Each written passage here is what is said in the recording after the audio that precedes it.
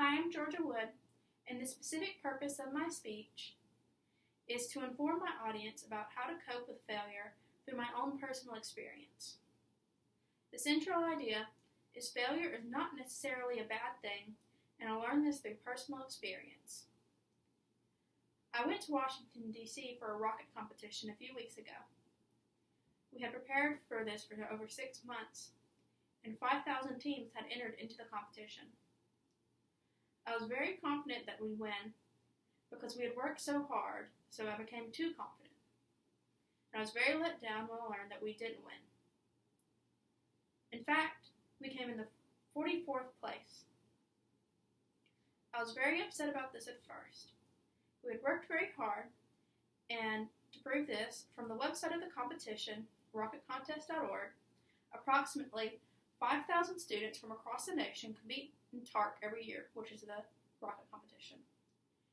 The contest challenges students to design, build, and fly a rocket to safely carry a raw egg payload to a specific altitude and back within a certain amount of time. The contest rules and scoring parameters change every cycle to challenge students' ingenuity and encourage a fresh approach to rocket design. This shows that the contest is very difficult, so we had to work very hard. And one of the things that encouraged me to make this speech is that I noticed that my friends, my teammates, were not as upset about this loss as I was. This made me think that failure can be a good thing. For one, you can learn from failure. It can help you find solutions to the problem that caused the failure, and you can learn how to approach a situation differently. As Henry Ford said, failure is the opportunity to begin again more intelligently. Secondly, failure can be used as a tool.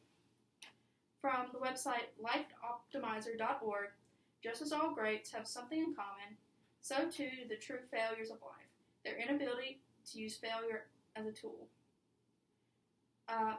which means it will encourage you to do better next time. Third, it is common in all great people. Thomas Edison, Alfred Nobel, and Diana Nyad all had monumental failures. And from Augustin Fuentes, PhD, think about the practice of science itself. The most common outcome from any experience is failure.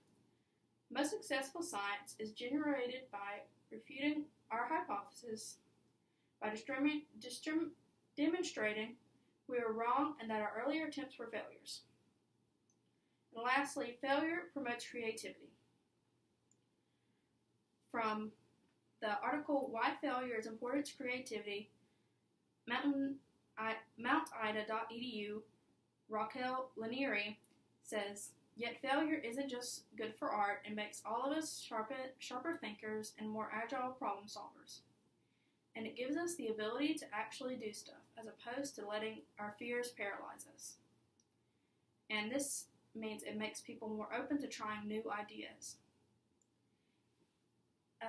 Even if you do not do as well as you had hoped, you can settle. Even though failure can be a good thing, it's hard to get over it. From Failure is Good from Psychology Today, written by Augustin Fuentes, PhD, achieving resilience in the face of failure, perseverance in face of adversity, is a central part of any ultimate success and part of our own evolution. It helps to review the points of how failure is good.